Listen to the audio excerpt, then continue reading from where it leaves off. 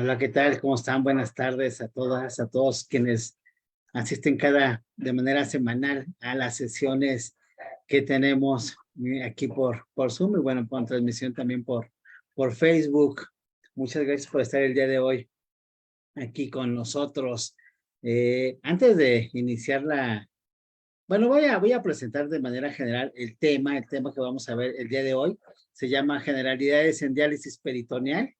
Pues prácticamente cuando hablamos de diálisis peritoneal es imposible no hacer referencia al problema que tenemos en salud sobre lo que son las enfermedades renales crónicas y bueno, pues prácticamente en nuestro país hay un estimado de una prevalencia de la enfermedad de 12.2% y una tasa de defunción de 51 defunciones por cada 100,000 habitantes. Y prácticamente un dato relevante es que más de la mitad de los recursos destinados a la salud se invierten en la atención de enfermedades crónicas no transmisibles, entre ellas, bueno, la enfermedad renal crónica. Entonces, el día de hoy vamos a hablar justamente de este tipo de terapias o de apoyos, lo que se conoce como la diálisis peritoneal, y sobre todo hay que visualizar cuál es el papel del profesional de enfermería en este tipo de situaciones, ya que pues finalmente son procesos de larga duración y que inclusive en ocasiones pues no llegan las personas a un trasplante, en ocasiones ya son candidatas y bueno pues prácticamente requieren de un acompañamiento hasta el final de la vida y en ocasiones bueno pues dentro de los cuidados se requiere por el tipo de enfermedad, por la dependencia que tienen, por los pensamientos a veces negativos, incluso también hay momentos de satisfacción en el sentido de la esperanza, ¿verdad? De la esperanza de que llegue algún otro tipo de terapia que pueda favorecer su mejora en la salud.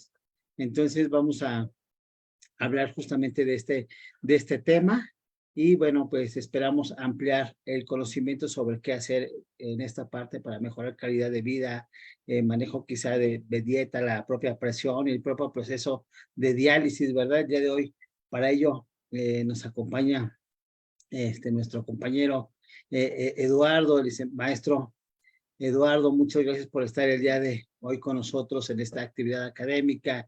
Eh, Antes de darte la palabra, quisiera comentar una muy breve semblanza que nos enviaste, sé que eres también muy modesto, Eduardo, pero bueno, para que nuestra audiencia te conozca, voy a comentar alguna generalidad. El maestro Eduardo es enfermero por la Universidad Autónoma del Estado de México.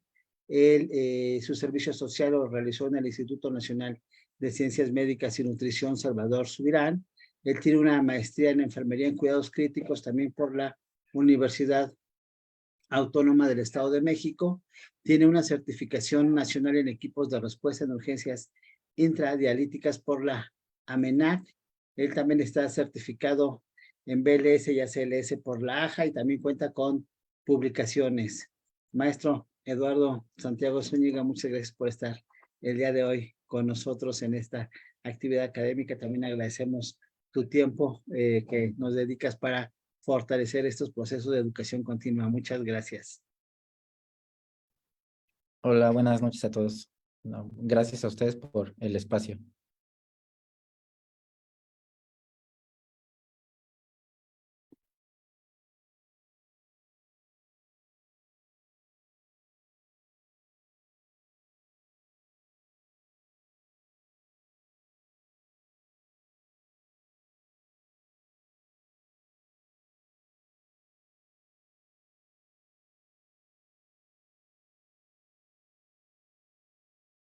Tú me dices, tienes dificultad para proyectar y algo que tenga yo que hacerlo, lo puedo ir haciendo, ¿eh?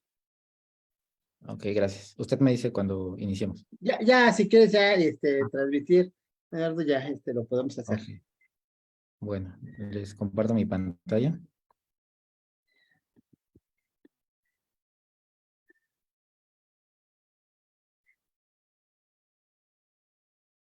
Ya está transmitiendo, ¿eh? Adelante. Ok, ahí se puede apreciar. Sí, sí se ve bien. Sí, ok. Bueno, pues buenas noches a todos. El tema que vamos a ver el día de hoy es generalidades en diálisis peritoneal. Dentro del contenido temático abordaremos generalidades de la anatomofisiología renal, la enfermedad renal crónica y propiamente la diálisis peritoneal. Iniciaremos con el riñón, que este es un órgano par ubicado en la parte retroperitoneal entre la 12ª vértebra torácica y la 3ª lumbar. Es aproximadamente de 12 centímetros por 6 centímetros de ancho y un espesor de 3 centímetros. Su peso variable entre 150 y 170 gramos. Importante de este órgano de mencionar es que recibe aproximadamente el 25% del gasto cardíaco.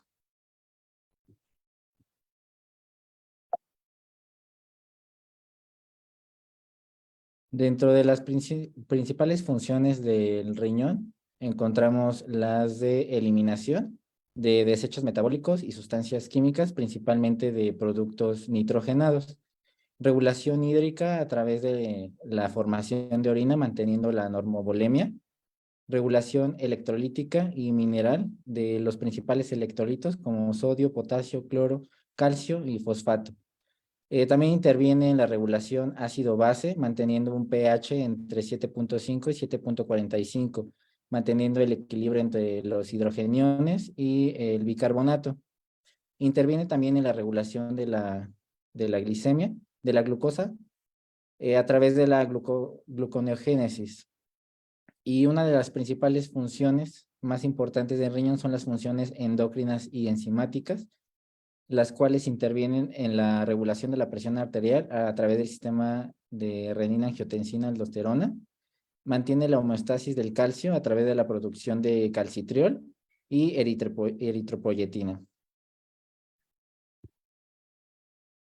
La unidad anatomofuncional del riñón, pues es la nefrona.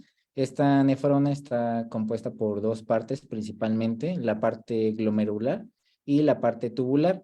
Dentro de esta estructura se lleva a cabo el proceso de filtración, reabsorción, secreción y excreción. Existen de dos tipos, las corticales y las yuxtamedulares. Dentro del glomérulo se lleva a cabo el proceso de filtración.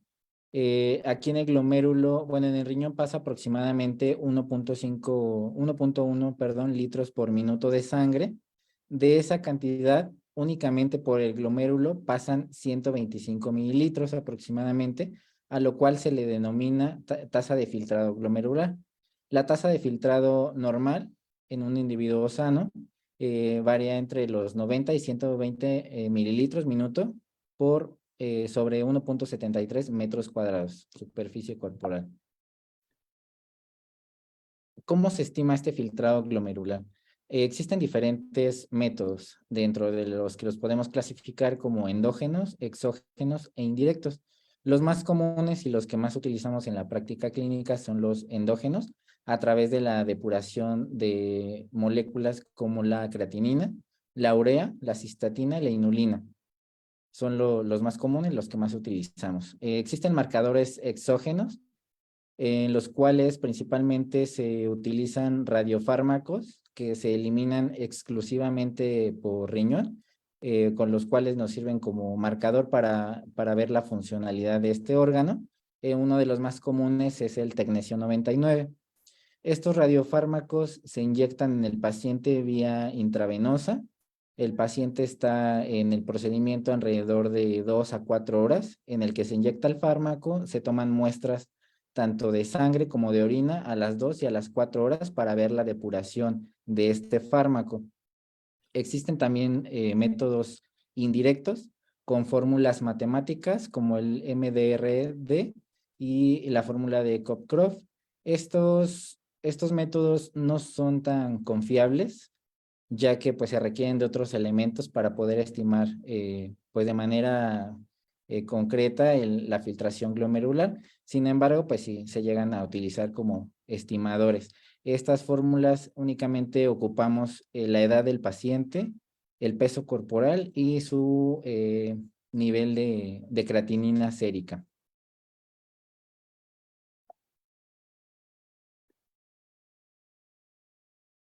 Bien, ¿qué es la enfermedad renal? La enfermedad renal crónica es la disminución de la tasa de filtrado glomerular por debajo de 60 mililitros minuto. Esta tasa disminuida se acompaña también por anormalidades estructurales o funcionales persistentes por más de 3 meses. El diagnóstico de enfermedad renal crónica, además de estimar el filtrado glomerular, se puede utilizar a través de un método directo también, como una biopsia renal, en el cual pues encontramos alteraciones histológicas, métodos diagnósticos indirectos como la presencia de albiminuria, proteinuria elevada, alteraciones en el sedimento urinario, alteraciones electrolíticas, alteraciones en pruebas de imagen como ultrasonidos y placas, y antecedente de un trasplante renal. Dentro de la epidemiología, pues la enfermedad renal crónica es un problema de salud pública no solo nacional, sino mundial. Se estima que aproximadamente el 11% de la población en México padece algún grado de enfermedad renal crónica. El problema con esta enfermedad y su manejo es que no presenta síntomas hasta etapas muy avanzadas de la enfermedad. En el 2019 se registró una prevalencia de 12.2% de esta enfermedad y una mortalidad de 51.4 muertes por cada 100,000 habitantes.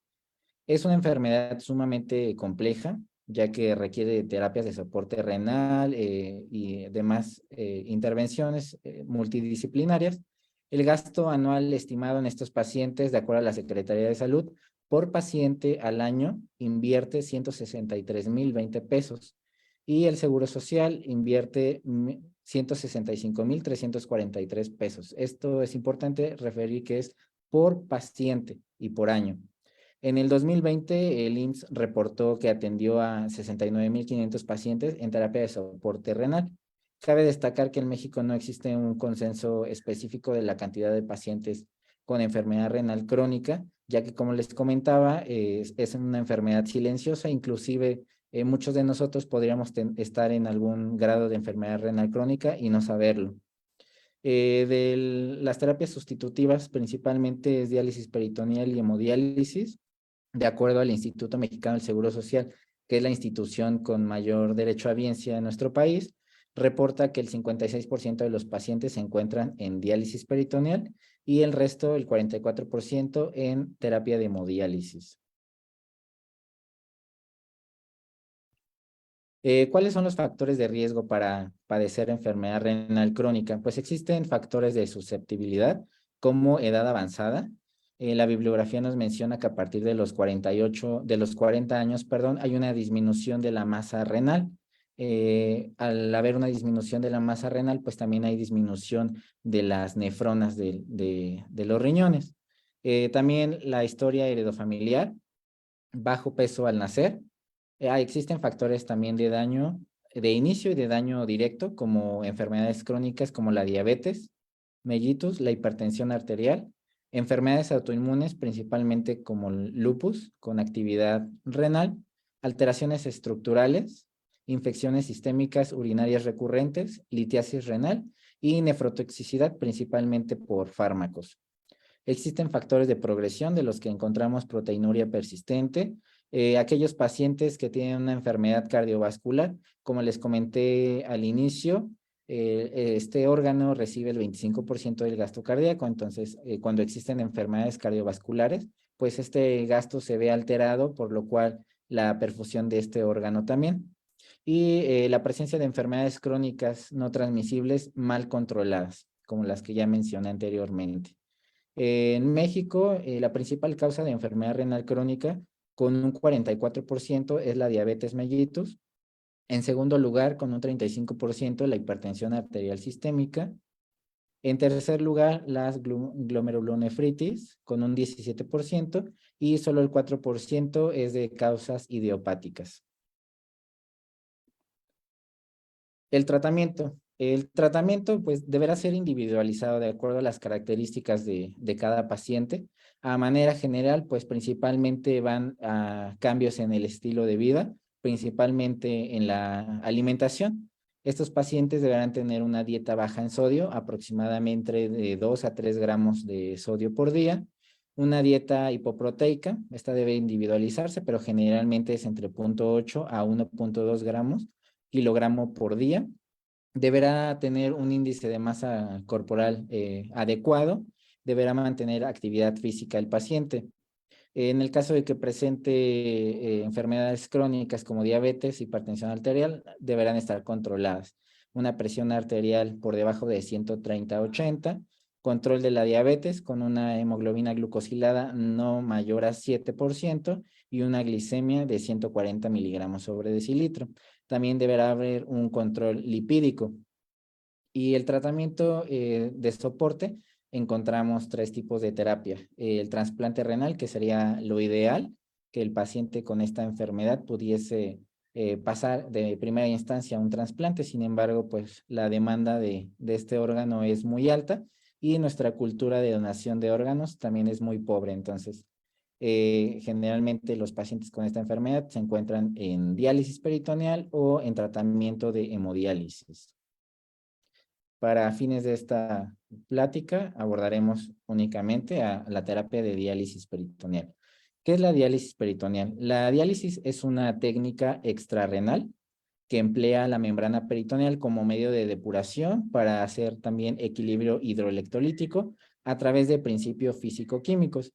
Nuestro objetivo con este tratamiento es que el paciente se encuentre libre de la sintomatología urémica con una mejor regulación metabólica y sistémica. La membrana peritoneal es una membrana sumamente compleja. Esta membrana mide alrededor de 1 a 2 metros cuadrados y está conformada por 2 capas. La capa parietal, que recubre la pared interna abdominal, y la capa visceral, que recubre las vísceras abdominales y brinda soporte a estas. Dentro de la membrana peritoneal, pues encontramos una gran red vascular, un tejido intersticial, y tiene células mesoteliales con vellosidades y poros. Específicamente en estas células nos va a permitir hacer ese intercambio de solutos a través de la sangre al líquido dializante, y también esta membrana está muy inervada por el sistema linfático.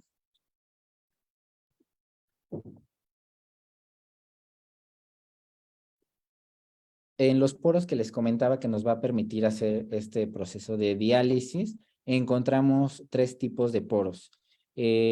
Los poros transcelulares, que ocupan alrededor del 50% de la membrana peritoneal, son poros sumamente pequeños, en el cual únicamente nos va a permitir el paso de agua a través de unos canales que se llaman acuapurinas.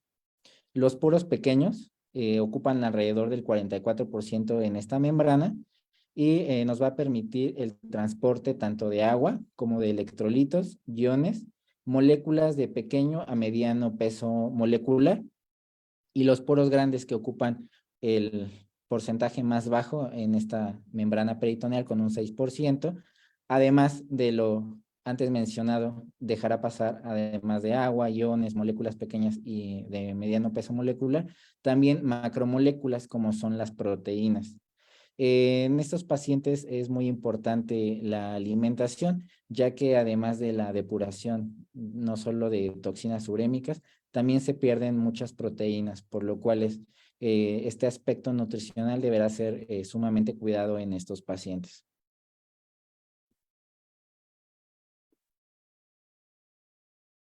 Bueno, en esta tabla podemos encontrar algunos ejemplos de moléculas y su peso molecular. En el espacio superior correspondiente al color verde, sería las macromoléculas que les comentaba, que únicamente podrían eliminarse a través de los poros grandes. Sería con un peso molecular que va desde los 5,000 hasta los 100,000 daltons, donde encontramos únicamente con este peso molecular, pues son las proteínas como la albúmina, la mioglobulina, la betaglobulina, la inulina.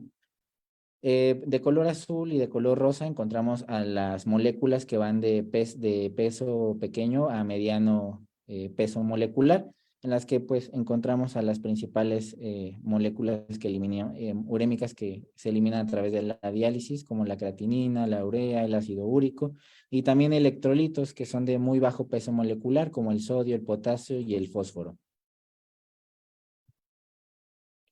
¿Cuáles son las indicaciones y contraindicaciones de la diálisis peritoneal? Pues en primera instancia, tener enfermedad renal crónica terminal o avanzada, en la que ya se requiera una terapia de soporte para poder mantener la homeostasis del individuo. También va a influir mucho, la elección del paciente. El paciente podrá adecuar el tipo de terapia de acuerdo a sus necesidades personales, laborales, económicas. En aquellos pacientes que tienen problemas principalmente cardiovasculares, alguna otra comorbilidad en el que la hemodiálisis lo descompense severamente, pues será candidato a diálisis peritoneal. Y en aquellos pacientes en los que sea de difícil acceso vascular o agotamiento ya inclusive de los accesos vasculares para la hemodiálisis, pues tendrán que pasar a diálisis peritoneal. Dentro de las contraindicaciones podemos encontrar absolutas y relativas. Dentro de las absolutas encontramos malformaciones abdominales, múltiples adherencias por procedimientos quirúrgicos, hernias de repetición y ostomías. Los pacientes con estas características no son candidatos en absoluto para tener esta terapia sustitutiva. Dentro de las relativas podemos encontrar obesidad y problemas pulmonares. ¿Por qué? Porque la diálisis peritoneal consiste en introducir 2 litros de solución dializante en la cavidad peritoneal. Este líquido va a generar un aumento de la presión abdominal, provocando pues complicaciones a nivel pulmonar en los pacientes que padecen estas enfermedades y en pacientes con obesidad. Al aumentar la presión abdominal y tener más tejido adiposo en la pared abdominal, pues esta presión aumenta, por lo cual en estos pacientes no es recomendable. Sin embargo, pues deberá analizarse detalladamente la particularidad de cada paciente, porque si es un paciente con problemas cardiovasculares que se inestabilizan en la hemodiálisis, pues y padece obesidad o algún problema pulmonar, pues será candidato a hemodiálisis, a diálisis peritoneal, perdón. ¿Qué elementos requerimos para la diálisis peritoneal? En primer lugar, pues la membrana peritoneal, la cual ya vimos anteriormente sus características. Requerimos de un catéter que nos permita infundir líquido dializante, drenarlo. Un sistema de conexión, que son las líneas de transferencia. En México únicamente contamos con 2 sistemas de conexión, que es el sistema PISA, que es de color verde, y el sistema Baxter, que es la línea de color azul. Ambas líneas de transferencia cumplen con la misma función, únicamente son para identificar el tipo de bolsas de diálisis que vamos a utilizar, ya que deberán ser de la misma marca de la línea de transferencia porque los sistemas de conexión son diferentes. Ocupamos también un conector de titanio que nos va a permitir unir el catéter Tenkov o el catéter peritoneal con la línea de transferencia. Y las bolsas de diálisis peritoneal generalmente son bolsas gemelas. Una bolsa contiene el líquido dializante de 2 litros en el caso de diálisis manual, y en Y tendrá una bolsa vacía que será la bolsa recolectora, donde drenaremos el líquido de la cavidad peritoneal.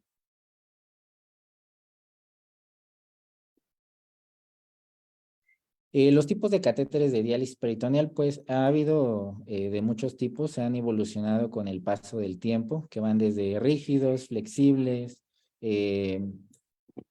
rectos, curvos. El que más usamos en la actualidad es el catéter Tenkov, el cual fue inventado y perfeccionado por Henry Tenkov, por eso lleva su nombre, en 1968. Este catéter pues es el más utilizado en la actualidad, también coloquialmente conocido como catéter cola de cochino por la forma de su punta. ¿Qué características tiene este catéter? El Tenkov. Bueno, lo más importante es que es un catéter biocompatible. Es un catéter blando, flexible, de silicona. Tiene una punta con orificios laterales que nos va a permitir infundir el líquido, una punta biselada. Tiene una línea radiopaca que nos va a permitir visualizar a través de una placa de rayos X la correcta colocación del catéter. Este catéter lo podemos encontrar en 3 tamaños: el neonatal, el pediátrico y el de adultos. Además de ello, tiene 2 pequeños algodoncillos, como se puede ver en la imagen, los cuales se denominan como cojinetes, son de poliéster o dacrón. Este material específicamente, al colocarse, al tener contacto con el tejido del cuerpo, va a generar una reacción en este tejido, provocando una fibrosis. Esta fibrosis nos va a permitir fijar al catéter al cuerpo del paciente de manera natural, y también va a impedir el paso de microorganismos del exterior hacia adentro de la cavidad peritoneal. Así es como se ve el catéter Tenkov a través de una placa de rayos X. El primer cojinete, que es el más proximal de afuera hacia adentro, debe colocarse de 1 a 2 centímetros del orificio donde va a salir el catéter Tenkov, en la pared abdominal. El segundo cojinete deberá ir fijo a la altura del saco de Douglas, y la punta curva deberá ir hacia el hueco pélvico. Hacia el hueco pélvico se prefiere para evitar que el movimiento de los intestinos pueda migrar la punta del catéter, y además, al mantenerlo en el hueco pélvico, los orificios que tiene el catéter permite que estén libres y no se adhieran a las asas intestinales, permitiendo pues la permeabilidad de este catéter. De manera externa se vería así, donde encontramos el catéter Tenkov que sale de la pared abdominal, el conector de titanio que va en medio y es el que nos va a permitir unir el catéter con la línea de transferencia. La colocación del catéter Tenkov puede darse en diferentes técnicas. Esto va a depender pues de los recursos y de los protocolos de cada institución. Existen 3 técnicas que son las principales. La quirúrgica, que es la más utilizada, en el que se realiza una pequeña incisión de 4 a 5 centímetros en la pared abdominal. Es la técnica de elección y la que se prefiere, ya que pues se puede visualizar de manera mejor la colocación del catéter en el peritoneo.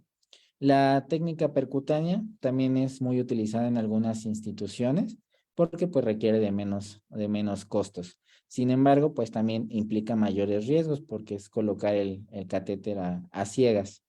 Y la técnica laparoscópica, que casi no se utiliza por su alto costo. Bueno, dentro de los principios físico-químicos que nos permitirán realizar el procedimiento de diálisis, encontramos a la difusión. Este principio tiene que ver con los gradientes de concentración, en el que vamos a tener 2 compartimentos, que uno va a ser la sangre, en el cual se encuentran los solutos, las moléculas urémicas y el líquido dializante. Estos 2 compartimentos van a estar en contacto en el peritoneo, y se va a llevar a cabo por gradiente de concentración, es decir, de mayor concentración pasarán las moléculas al compartimiento de menor concentración. La mayor concentración pues se va a encontrar en la sangre, ya que pues está cargada de los elementos fisiológicos que tiene, electrolitos, proteínas, pero también de las moléculas urémicas. Entonces, al estar en contacto el líquido dializante en el peritoneo con la red vascular del paciente, se va a dar este intercambio. Para esto, pues, este líquido dializante deberá permanecer algún tiempo en la cavidad peritoneal. Puede variar de acuerdo a las indicaciones, a la prescripción médica y los requerimientos del paciente. Generalmente van de las 3 a las 4 horas que este líquido permanece en la cavidad peritoneal. Es importante mencionar que este intercambio de solutos y moléculas Principalmente se da pues de la sangre al líquido dializante, pero también es bidireccional, ya que los electrolitos, si el paciente tiene una deficiencia de electrolitos, es decir, que sea menor a los niveles normales, en sangre pasarán estas moléculas de líquido dializante a la sangre para mantener este equilibrio. Otro de los principios físico-químicos más importantes es la convección o ultrafiltración, que se refiere a la eliminación de los líquidos de la sangre. En este principio van a intervenir presión, la presión hidrostática que ejercen los líquidos, la presión oncótica que ejercen las proteínas presentes en la sangre, en el plasma, y vamos aquí a utilizar un agente osmótico que nos va a generar una presión. Esta diferencia de presión va a favorecer a que la sangre que se encuentra en el agua que se encuentra en la sangre va a eliminarse. Al eliminarse esta agua por medio de arrastre, además de eliminarse el agua, también va a llevar consigo moléculas de pequeño a mediano peso molecular. El agente osmótico que vamos a utilizar en diálisis va a ser la glucosa, que es el ingrediente principal de nuestro líquido dializante en las bolsas de diálisis. Tenemos diferentes tipos de bolsas de diálisis peritoneal. Principalmente en México tenemos disponibles 4. Todas estas bolsas de diálisis comparten su composición en cuanto a electrolitos, las cuales tienen entre 132 y 134 mil equivalentes de sodio, 7.1 miligramos sobre decilitro de calcio, 0.6 miligramos sobre decilitro de magnesio, cloro que se encuentra entre 96 y 102 y un lactato de 40 y un pH de 7.4. Aquí la diferencia que vamos a encontrar en las bolsas de diálisis va a ser la cantidad del agente osmótico que va a tener, que es la glucosa. Las podemos identificar por concentración o por color. La bolsa de color amarillo, de tapón amarillo, es la correspondiente a la que tiene glucosa a 1.5%, que equivale a 27 gramos. La de tapón verde al 2.5% contiene 45 gramos de glucosa. Y la roja de 4.25 contiene 85 gramos de glucosa. A mayor cantidad de agente osmótico, mayor cantidad de agua vamos a eliminar de la sangre de nuestro paciente. Como pueden ver, a mayor también concentración de glucosa, mayor la osmolaridad que tiene esta bolsa de diálisis. Tenemos también una bolsa de color morado, que esta no tiene propiamente glucosa, sino icodextrina, que es un derivado de la glucosa. Es un almidón que también nos va a funcionar como un agente osmótico. Cada una de estas bolsas pues tiene sus propias indicaciones, se emplean para diferentes manejos en nuestros pacientes y deberán individualizarse para cada uno de ellos. Dentro de las propiedades que vamos a obtener con estas bolsas, pues es la cantidad de agua que vamos a eliminar. Como les comentaba, mayor concentración de glucosa, mayor ultrafiltración obtendremos en la diálisis peritoneal. En la bolsa amarilla, que es la correspondiente al 1.5% de glucosa, obtendremos un ultrafiltrado entre 100 y 300 mililitros por cada recambio de diálisis. Esta bolsa pues puede permanecer desde 1 hora hasta 4 o 6 horas en la cavidad del paciente. La bolsa de color verde de 2.5%, esta nos ofrece, al tener más glucosa, pues un poco más de volumen de ultrafiltración, generalmente entre 200 y 500 mililitros. Esta bolsa igual puede permanecer desde 1 hasta 6 horas en cavidad peritoneal. La bolsa roja, que es la que tiene mayor concentración de glucosa, es la 4.25% de color rojo, nos ofrece un ultrafiltrado superior a los 500 mililitros por cada recambio de diálisis.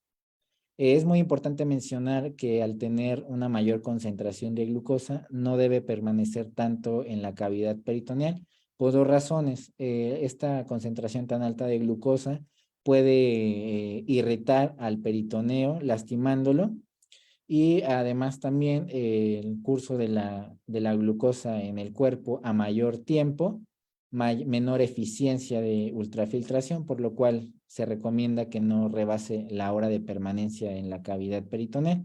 Estas bolsas no son común que las utilicemos, únicamente están prescritas para aquellos pacientes en los cuales requerimos eliminar una gran cantidad de volumen de líquido en los pacientes que presentan pues sobrecarga hídrica, edema agudo de pulmón y que se encuentran ya en tratamiento de diálisis. Podemos ocupar estas bolsas, pero no son para un tratamiento habitual del diario.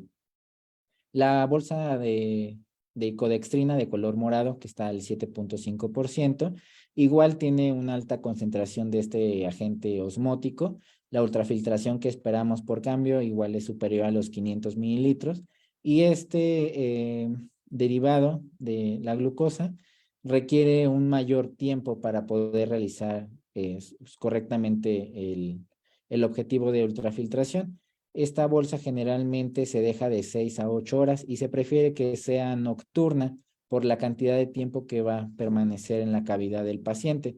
Generalmente igual este tipo de solución se utiliza en aquellos pacientes en los cuales no se obtenga un adecuado ultrafiltrado con los cambios habituales, ya sea de 1.5%, 2.5%.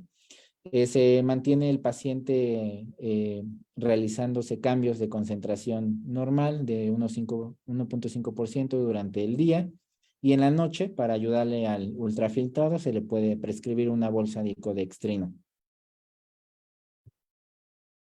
¿Cómo vamos a realizar estos recambios de diálisis? Como les comentaba, pues las bolsas que utilizamos son gemelas. Una bolsa va a estar llena de líquido dializante con las características que ya mencionamos anteriormente. En los cambios manuales, el volumen de esta bolsa es de 2,000 mililitros y está conectada en un sistema de Y, es un circuito cerrado con una bolsa vacía donde vamos a drenar el líquido dializante una vez que permanezca en la cavidad las horas prescritas. Entonces, vamos a infundir este líquido a la cavidad peritoneal. La cantidad de horas que estará en la cavidad pues va a depender de las necesidades del paciente. Pasado estas horas prescritas, vamos a eliminar ese líquido. Cabe resaltar que la diálisis es un proceso pues lento, por lo cual un cambio de líquido de diálisis no es suficiente para mantener la homeostasis. Por ello, pues requiere entre 3 y 4 recambios de diálisis peritoneal para que pueda llevarse a cabo una correcta eliminación de productos nitrogenados, equilibrio hídrico, electrolítico. Bueno, en estas tablas podemos ver lo que les comentaba anteriormente. En la gráfica 1 podemos observar la saturación de las moléculas como la urea, la creatinina, la inulina, las proteínas. A mayor tiempo, el líquido de diálisis en cavidad, mayor la depuración de estas moléculas. Por el lado contrario, como les comentaba, el ritmo de absorción de la glucosa. A mayor tiempo el líquido de diálisis permanezca en la cavidad peritoneal, la glucosa se absorbe y pierde el efecto de agente osmótico, pues perdiendo el efecto de generar ultrafiltración en nuestro paciente, por lo cual deberá haber un equilibrio para que este líquido de diálisis nos permita una adecuada depuración de las toxinas urémicas y un correcto ultrafiltrado. Generalmente van desde las 3 a 4 horas de permanencia en cavidad de estas soluciones dializantes. Dentro de la diálisis peritoneal podemos destacar 3 modalidades. La diálisis peritoneal continua ambulatoria es la modalidad más utilizada. Es una técnica manual donde el paciente realiza el procedimiento. En este tipo de terapia, la cavidad peritoneal permanece húmeda prácticamente las 24 horas del día. Las soluciones de diálisis son de 2,000 mililitros y el volumen empleado para el tratamiento total diario va desde los 8 a los 10 litros de solución dializante. El número de recambios generalmente es de 3 a 4, pero como les comentaba, deberá individualizarse para cada paciente de acuerdo a sus necesidades. La estancia en cavidad de líquido varía desde las 4 a las 6 horas en cambios diurnos y de 8 a 12 horas en los cambios nocturnos. También tenemos la diálisis peritoneal intermitente. Para este tipo de modalidad, el paciente requiere de una internación. Los tratamientos van desde las 40 horas semanales, con periodos de 10 a 12 horas por sesión. Por ello requiere el internamiento del paciente. No es todos los días, puede fraccionarse en los diferentes días de la semana, generalmente cada tercer día. La dosis por sesión va desde los 40 a los 60 litros. Aquí pues se emplean una gran cantidad de número de recambios de diálisis peritoneal, pero son de corta duración. Puede ser automatizada o manual y en este tipo de modalidad la cavidad peritoneal permanece vacía entre cada una de las sesiones. Es la modalidad menos utilizada porque pues requiere de mayor inversión tanto de recursos físicos como económicos, ya que pues el paciente requiere de una internación, el paciente pues si se encuentra en una etapa de adulto joven, pues es muy difícil obtener el tiempo necesario para internarse y realizarse estos recambios. La diálisis peritoneal automatizada es una técnica automática que se realiza a través de una máquina cicladora de diálisis. Aquí la diferencia radica en las soluciones dializantes. Tienen la misma composición de electrolitos y de glucosa, como ya lo vimos en las anteriores diapositivas. Sin embargo, aquí el volumen es más grande. Cada bolsa de líquido de diálisis va de 5 litros. La cavidad peritoneal permanece vacía durante todo el día. En esta técnica, el paciente se conecta en la noche. La máquina está programada de acuerdo a la prescripción médica y pues le realiza todo el tratamiento durante la noche. Se conecta, no sé, 8 o 9 de la noche y al despertar se desconecta y todo el día permanece con la cavidad seca. Es una técnica pues más cómoda para el paciente porque le permite realizar pues sus actividades de la vida diaria sin ningún contratiempo. El tratamiento pues puede variar, que va desde las 8 hasta las 12 horas ininterrumpidas en tratamiento y la dosis alcanza desde los 15 a los 20 litros durante cada sesión. La prescripción de diálisis deberá ser individualizada y dependerá de 3 factores principales, que son las preferencias del paciente, la situación clínica a través de la evaluación de sus niveles de azuados, de electrolitos, perdón, a través de los laboratorios y la funcionalidad del peritoneo. Cabe resaltar que los peritoneos en cada paciente son diferentes, se comportan de manera diferente. Entonces, pues habrá que evaluar qué tipo de peritoneo tiene el paciente, si es funcional la diálisis o habrá que adecuar la prescripción para que mantenga esa homeostasis. ¿Cómo vamos a determinar la funcionalidad de nuestro peritoneo? A través de un test de equilibrio peritoneal. Este test es un estudio que se realiza a través de la valoración de muestras de líquido dializante.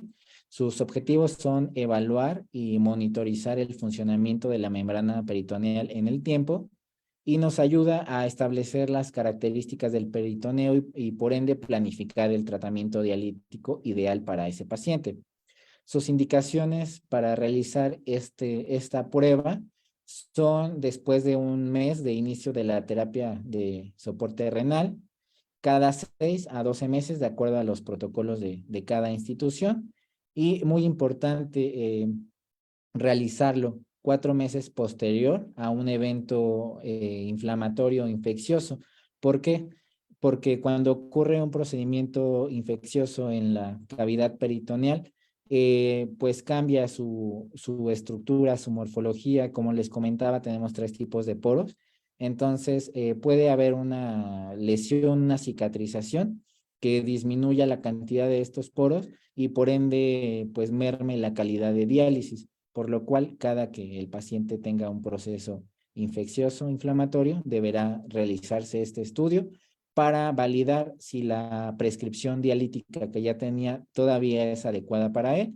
Habrá que ajustarla o inclusive cambiar de terapia. Este equilibrio de test peritoneal, como les comentaba, se mide a través de muestras de líquido de diálisis. El paciente permanece en la unidad de diálisis alrededor de 4 a 6 horas, en el que se le infunde solución de diálisis, 2 litros. Se toma muestra de sangre y de líquido dializante inmediatamente en que termina de infundir la solución dializante. El paciente permanece con líquido, a las 2 horas regresa a la unidad y se vuelven a tomar muestras de sangre y de ese líquido dializante que tiene en cavidad. Esto con el objetivo de ver el transporte de la urea principalmente y de la glucosa. Las muestras se mandan al laboratorio y el laboratorio prácticamente hace todo. De acuerdo a los resultados de estas muestras, podemos clasificar a nuestro peritoneo con 4 tipos de transportes. El transporte alto, en el que la depuración de las toxinas urémicas es adecuada, pero la ultrafiltración es insuficiente, por lo cual para este paciente la modalidad pues más recomendada es una diálisis peritoneal automatizada con la cavidad seca durante el día. Estos cambios deberán ser de permanencia corta, entre 60 minutos o menos, pero aumentar el número de recambios durante el tratamiento con una concentración de glucosa más alta para compensar esa insuficiencia en la ultrafiltración. El tipo de transporte promedio alto es el que esperamos en todos los pacientes, donde existe una depuración adecuada y también una ultrafiltración. Cuando el paciente tiene este tipo de transporte peritoneal, prácticamente es candidato a cualquier tipo de modalidad de la diálisis peritoneal, ya sea continua ambulatoria o diálisis automatizada. El transporte de promedio bajo, aquí podemos tener una depuración adecuada o inadecuada y la ultrafiltración es buena. La modalidad que se recomienda en estos pacientes es una diálisis peritoneal automatizada con cambios que vayan de permanencia entre 90 y 120 minutos y puede requerir algún cambio adicional durante el día. Y el promedio bajo, aquí tenemos una depuración de toxinas urémicas inadecuada, pero una ultrafiltración excelente.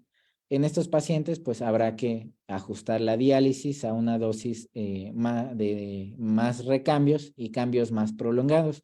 Como les comentaba en alguna de las láminas de la presentación, a mayor tiempo de estancia en cavidad de líquido de la solución dializante, hay una mejor depuración. Entonces, en estos pacientes que tienen una respuesta inadecuada a la depuración, deberán establecerse cambios de diálisis más prolongados. También existe una fórmula para valorar la adecuación de la diálisis peritoneal, que es el KTB. El KTB es un indicador basado en la cinética de la urea, nos refleja la calidad de diálisis. Bueno, este cálculo se realiza de manera computarizada, pero es importante pues conocer qué es lo que mide la fórmula. El KTB es igual a el volumen de distribución de la urea sobre la urea eliminada en 24 horas, tanto por el peritoneo como por la orina. Este KTB tiene un valor, el cual si es mayor a igual o mayor a 2 semanal, nos refleja que la calidad de diálisis es adecuada. Al tener una calidad de diálisis adecuada, el riesgo de mortalidad de nuestro paciente pues disminuye. En cambio, si se encuentra por debajo de este parámetro, el KTB menor a 2, pues incrementa un riesgo en la mortalidad del paciente al no ser una diálisis efectiva para el paciente. El balance hídrico en diálisis peritoneal pues es un aspecto fundamental, ya que a través de ello nos vamos a indicar la ingesta de líquidos que tiene permitida el paciente. Tenemos tres tipos de balances. El balance neutro, que va a ser aquel en el que infundimos una solución de 2000 mililitros, permanece en cavidad el tiempo indicado, 3-4 horas, y al egreso, al drenar ese líquido, obtenemos los 2000 mililitros, es decir, no hubo ningún cambio. No sacó de más, no sacó de menos, el balance se denomina neutro. Tenemos el balance positivo, es aquel en el que drenamos menor cantidad de lo que ingresamos. Por ejemplo, si ingresamos 2000 mililitros y únicamente obtuvimos 1800 al drenaje, pues ese paciente está absorbiendo 200 mililitros de lo que le estamos infundiendo. Y si es un paciente que ya no orina, pues este paciente está reteniendo líquidos y tiene riesgo de complicaciones. El balance negativo es el balance que esperamos en todos los recambios de diálisis, es aquel en el cual extraemos, drenamos más cantidad de lo que infundimos. Es decir, si infundimos 2000 mililitros y drenamos 2500 mililitros, ese paciente está eliminando 500 mililitros de agua extra. Es el balance que preferimos. La suma de estos balances en 24 horas nos dará la pauta para establecer la cantidad de ingesta de agua que puede tomar este paciente. En los pacientes que se encuentran en anuria, es decir, que ya no orinan absolutamente nada, la cantidad permitida de ingesta de líquidos va a ser pues en reflejo del balance de 24 horas. Si ultrafiltró 1000, 1300, 1200, aproximadamente es lo que podría estar consumiendo en 24 horas ese paciente. Si el paciente conserva una función renal residual, que es la producción de orina, mayor a 100 mililitros en 24 horas, ya una vez iniciado el tratamiento dialítico. En estos pacientes es un poco más permisible la ingesta de líquidos. ¿Por qué? Porque además de eliminar líquido a través de la ultrafiltración de la diálisis peritoneal, también estamos eliminando líquidos a través de orina. Puede ser que orine entre 300, 600 mililitros. Es bueno porque el paciente con esa poca de orina que está eliminando también elimina moléculas de pequeño y mediano peso molecular. Entonces, pues la diálisis no sería tan estricta en estos pacientes y su ingesta de líquidos sería más amplia. Generalmente en estos pacientes, la cantidad de agua que tienen permitido es lo que orinan, no sé, orina alrededor de 800 mililitros, más o menos de 500 a 700 mililitros extra, es decir, si orina 800, le podemos sumar 700 mililitros, estaría permisible en este paciente tomar alrededor de 1500 mililitros de líquido. Es importante mencionar que esta ingesta hídrica no es exclusivamente de agua, también van incluidos pues todos aquellos alimentos que contengan grandes cantidades de agua, como caldos, sopas, algunas verduras. Es muy importante hacerle esta aclaración al paciente porque muchas veces los pacientes creen que pueden tomar el líquido que les recomendamos, no sé, 1,5 litros, más aparte caldo de pollo, gelatinas, etcétera. Entonces, no, es muy importante aclararle que esta ingesta hídrica abarca también los alimentos sólidos que contengan agua. Bueno, este es un ejemplo de un paciente que se realiza 4 cambios de diálisis manuales con concentración de 2.5, con una estancia en cavidad de 4 horas. Este paciente pues obtuvo en el primer balance negativo con 250, el segundo con 300 mililitros, el tercero fue neutro y el cuarto, perdón, fue de 450 mililitros negativos. Un balance de 24 horas, sumando estos balances parciales, ultrafiltró nuestro paciente en 24 horas 1000 mililitros, por lo cual es lo permisible que estaría pudiendo tomar de agua nuestro paciente. Dentro de las complicaciones de diálisis peritoneal las podemos clasificar en mecánicas infecciosas. Dentro de las mecánicas van a ir aquellas relacionadas al problema de la permeabilidad del catéter, fuga precoz del orificio de salida, sangrado. De las infecciosas, pues puede ser una infección que va desde el orificio de salida del catéter, el túnel subcutáneo, y una peritonitis propiamente. Dentro de las metabólicas, obesidad o desnutrición por la pérdida de proteínas. Dentro de las mecánicas, los problemas relacionados a la infusión y el drenaje pueden estar ocasionados por la migración del catéter, obstrucción del catéter por fibrina y atrapamiento del catéter por las asas intestinales. Para el manejo de estas situaciones, pues deberán ser específicas. Para la obstrucción podemos utilizar la heparina no fraccionada intraperitoneal, la permeabilización del catéter. Para el atrapamiento del catéter generalmente se da por proceso de estreñimiento en el que las asas intestinales se inflaman, atrapan el catéter, mermando la permeabilidad de este. Para el manejo de esta situación, pues podemos sugerir el aumento de la actividad física, inclusive la administración de laxantes. Para la migración del catéter, es decir, que la punta ya no se encuentra en el hueco pélvico, se puede hacer una recolocación a través de una guía intraluminal o propiamente el recambio del catéter. Para el manejo de la fuga del orificio de salida, pues generalmente esta complicación se da en los primeros días a la instalación del catéter. El peritoneo de manera natural tiene un volumen de 50 mililitros que produce el propio cuerpo para mantener lubricado el peritoneo. Entonces, al nosotros introducir un volumen mayor a este fisiológico, pues aumenta la presión peritoneal y el líquido busca salir. Al ser un procedimiento de reciente instalación, pues no se encuentra correctamente cicatrizado y ese líquido puede extravasarse a través del orificio. Entonces aquí pues la indicación es dejar descansar la cavidad peritoneal e incrementar el volumen progresivamente o pacientes pueden permanecer en sesiones de hemodiálisis en lo que se lleva a cabo el proceso de cicatrización. Bueno, esta es una radiografías de pacientes que han sufrido una complicación de migración del catéter, como podemos observar tanto en la primera como en la segunda radiografía. La punta del catéter ya está en otra posición, que no es el hueco pélvico, se encuentra en dirección cefálica y en el hipocondrio derecho. En estos pacientes, pues, podría intentarse el reacomodo del catéter a través de una guía o el recambio propiamente del catéter. Aquí podemos observar un paciente el cual presentó problemas de permeabilidad del catéter por exceso de fibrina. Podemos ver que afectó tanto al catéter como a la línea de transferencia.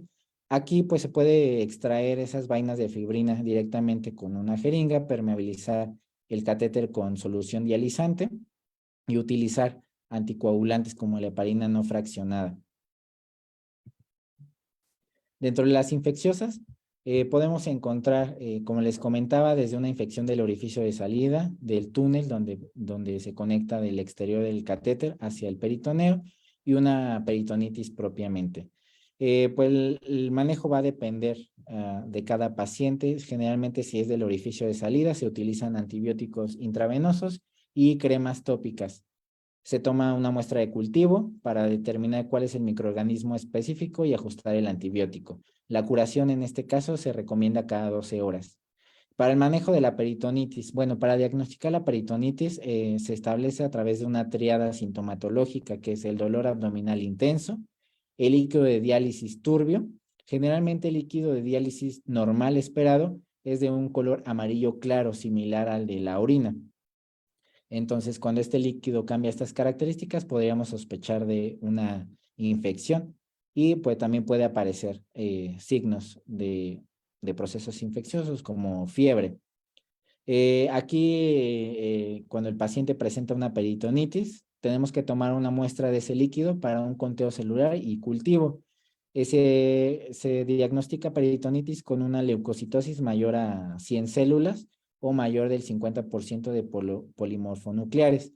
Una vez que obtenemos esta cuenta celular mayor a 100, iniciamos tratamiento antibiótico empírico, generalmente con vancomicina y ceftazidima. Una vez que obtenemos los resultados del cultivo, pues ajustamos el antibiótico a la sensibilidad del microorganismo que presente nuestro catéter. Y en el peor de los casos, si es una infección grave, pues la única intervención sería el retiro del catéter. Aquí podemos observar algunos orificios de salida con procesos infecciosos, características como eritema en la periferia del orificio, calor local, fiebre, inclusive presencia de secreción. Y en la esquina podemos ver un líquido de diálisis turbio. Generalmente se le conoce como agua de piña y esto es un indicativo de que el paciente puede tener una peritonitis.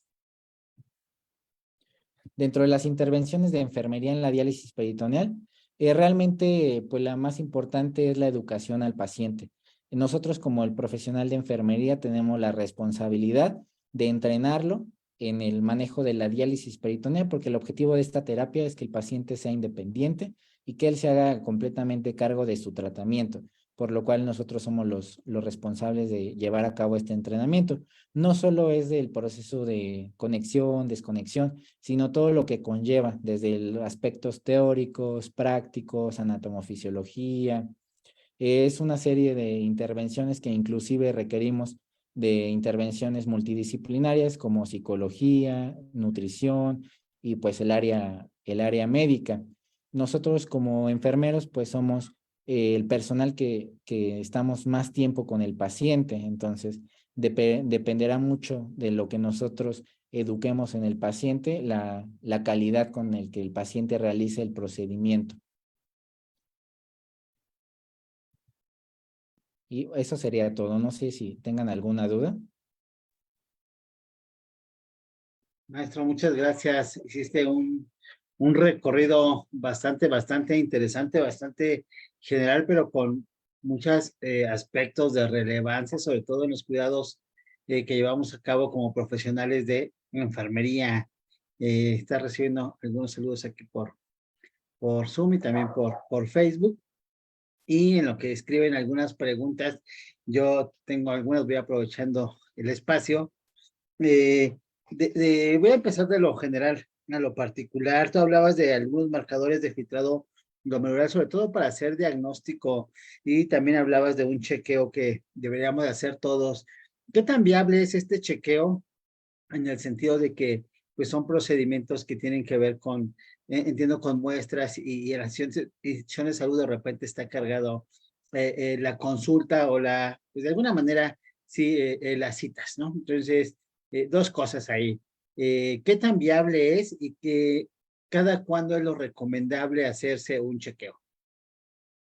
Pues idealmente sería 2 veces al año, pero sería suficiente con realizarlo por lo menos una vez al año, unas pruebas de función hepática que incluyen niveles de creatinina, urea, nitrógeno ureico y también laboratorios como electrolitos séricos.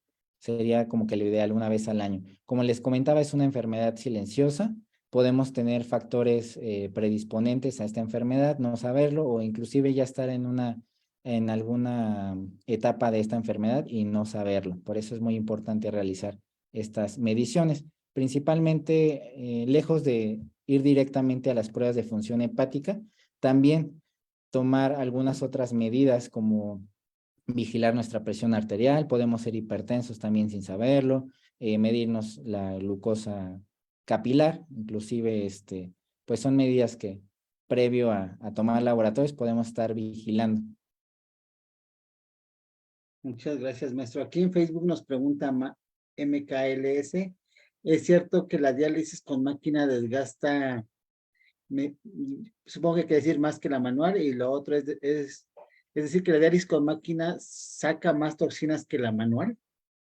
No, como les comentaba, pues la diálisis peritoneal, el objetivo es el mismo en las diferentes modalidades. Sin embargo, pues deberá adecuarse a las necesidades del paciente. El objetivo es el mismo, la depuración de toxinas y la eliminación de líquidos. Esta pues va a ir dirigida a la prescripción que el paciente tenga, tanto al tiempo de permanencia que tenga el líquido en cavidad, tanto como al volumen y la concentración de glucosa. Entonces, realmente no es que desgaste una más que otra, sino simplemente es lo que el paciente requiere. Muchas gracias, maestro. Hablaste de algunas situaciones que se pueden llegar a presentar en la diálisis. Yo le voy a poner aquí algún efecto secundario, alguna situación que sea más común y en el cual el personal de enfermería tenga que estar más atento, alguna de tu experiencia que nos pudieras comentar. Bueno, una de las principales son los procesos infecciosos. Al ser un procedimiento invasivo y en el que el paciente se busca la autonomía del paciente, es decir, que el paciente realiza el procedimiento en su casa, sin vigilancia, no tiene supervisión, por lo cual es muy común las infecciones. Entonces, aquí los objetivos principales para tener una calidad de vida adecuada es la prevención de estas, con principalmente nosotros inculcando el lavado de manos y el uso de cubrebocas para este procedimiento. También otra de las complicaciones muy comunes, además de las infecciosas, son los procesos metabólicos como la obesidad y la desnutrición. La obesidad porque el paciente al tener un catéter en su cuerpo, en estarse realizando cambios durante prácticamente las 24 horas, su nivel de actividad física pues disminuye, entrando en un estado de sedentarismo, aumentando pues de peso. Y por el lado contrario podemos tener una desnutrición. Como les comentaba, la diálisis pues es una excelente terapia. De hecho, es una de las terapias más ideales, más fisiológicas para el cuerpo, porque realiza la depuración de manera progresiva, pero también, además de eliminar las moléculas urémicas, también puede eliminar proteínas y puede desnutrir al paciente. Entonces, es muy importante vigilar este aspecto como profesional de enfermería. Muchas gracias. Hace aproximadamente 20 años que me tocaba hacer prácticas, digo, he rotado poco y conozco un poco de esta parte de la insuficiencia renal en el sentido de que mi experiencia no ha sido en esos servicios, sino hace 20 años se pedía algunas condiciones especiales para el paciente que se iba a dializar, entre ellos en un cuarto como más aislado, de vivir solo. No sé si eso con el tiempo ha cambiado o se siguen algunas recomendaciones o ya es algo más común como persona convivir y solamente algunos cuidados especiales de asepsia, como lo comentaste. No, como le comentaba, una de las complicaciones más frecuentes en estos pacientes son las infecciones. Entonces, para realizar este procedimiento, sí se le solicita al paciente ser cuidadoso en ese aspecto. Lava de manos, uso de cubrebocas, fundamental. Y el lugar donde se realice el procedimiento de diálisis en su hogar tendrá que tener medidas de higiene sumamente estrictas. Se sugiere que sea un cuarto individual únicamente para realizar el procedimiento y que todos los elementos que utilice sean desinfectados diariamente. Muchas gracias. Una última pregunta, si no alguien más no tiene alguna otra para que estoy checando. ¿Cuáles serían las principales señales de alarma dentro del hogar para que tuvieran que acudir, supongo que al servicio de urgencias, los pacientes?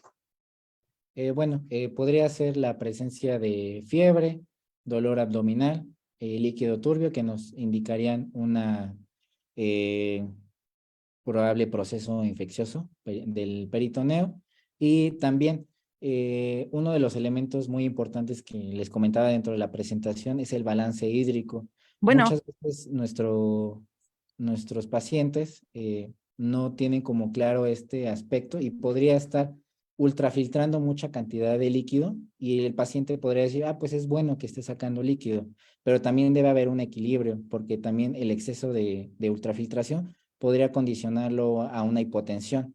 Entonces, signos como debilidad, pérdida del estado de alerta, serían cuestiones que debería vigilar los familiares o el paciente para acudir al servicio de urgencias. Muchas gracias. Les pregunto por aquí en Facebook que si existe consultoría de enfermería para personal que realizan diálisis peritoneal en el Instituto Nacional de Nutrición.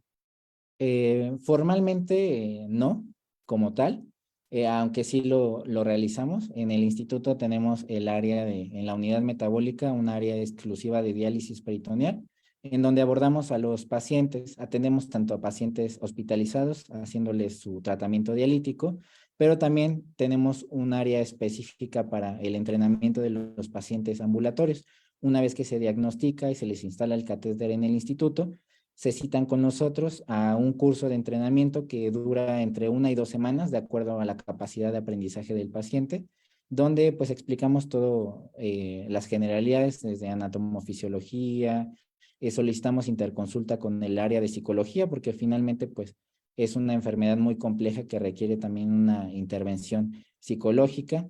solicitamos la interconsulta con el departamento de nutrición y donde se les explica más detalladamente el tipo de alimentación y lo que tienen que vigilar en esta terapia, este tipo de pacientes. Entonces, formalmente no la tenemos, aunque sí realizamos las intervenciones propias de una consultoría.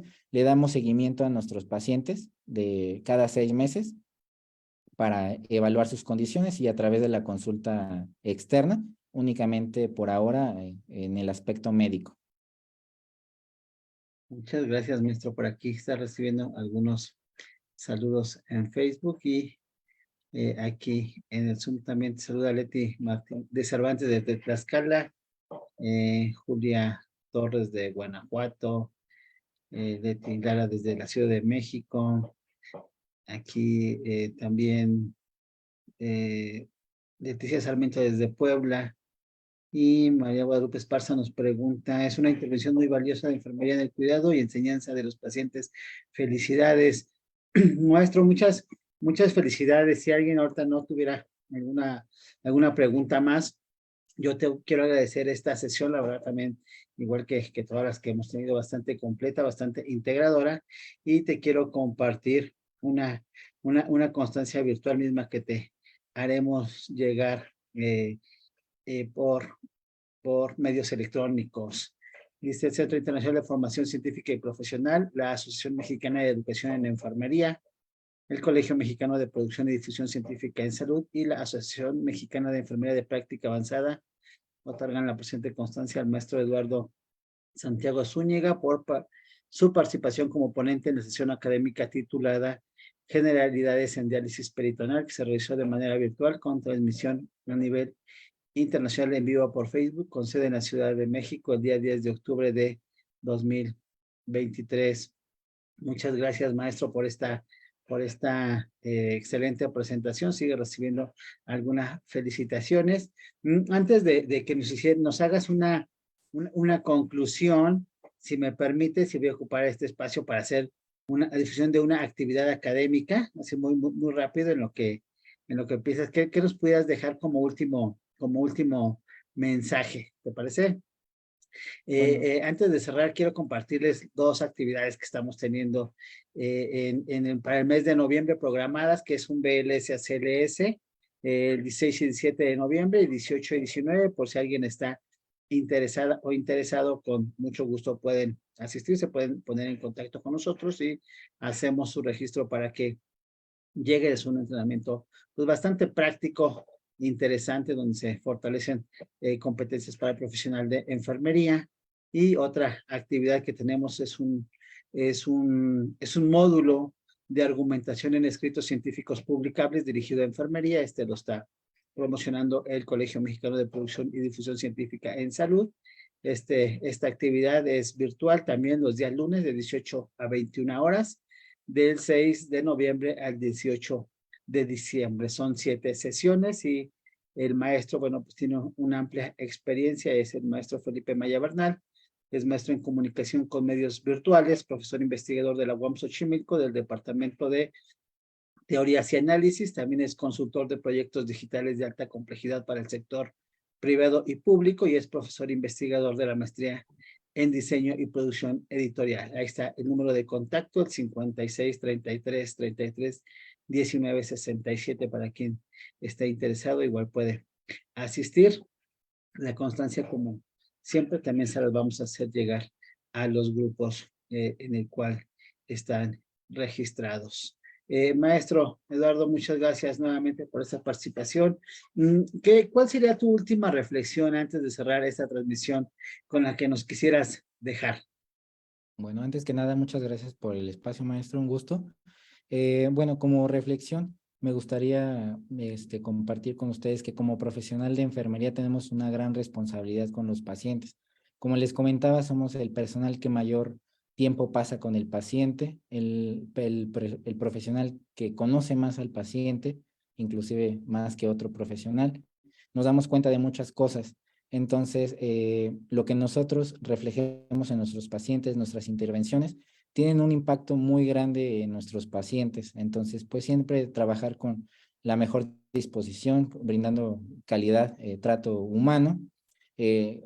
si nosotros actuamos de esta manera, la verdad que nuestros pacientes les dejamos una huella y pueden favorecer a su autocuidado. En este aspecto, en el de la diálisis peritoneal, nuestro objetivo como el profesional de enfermería es potencializar el autocuidado del paciente, como en cualquier otra enfermedad, en esta especialmente un poco más, porque el paciente pues tiene que ser consciente de su problema, de su enfermedad, pero también tiene que hacerse responsable, involucrarlo en sus cuidados. Es un trabajo conjunto tanto de los profesionales de la salud como del paciente. Muchas gracias, maestro. Y por aquí nos escriben todavía en Facebook que felicidades en la consultoría. Ojalá se haga formal. Creo que, justo como lo comenta, creo que es parte de los retos que siguen para seguir trascendiendo la profesión, a volverlo formal y convertirlo justo como una consultoría y hacer ahí enfermería de práctica avanzada y tienen todas las condiciones y creo que serían los siguientes pasos. Muchas gracias, maestro Eduardo, y felicidades nuevamente. Y bueno, con esto Gracias. cerramos esta transmisión. Nos vemos por aquí el próximo martes. Al parecer es el tema de vacunas, si mal no recuerdo. Y bueno, pues agradecemos a todos su participación y siempre dedicarle un tiempo a la educación continua. Tengan todas y todos una excelente noche. Gracias, Descansen. igualmente. Hasta luego. Hasta luego.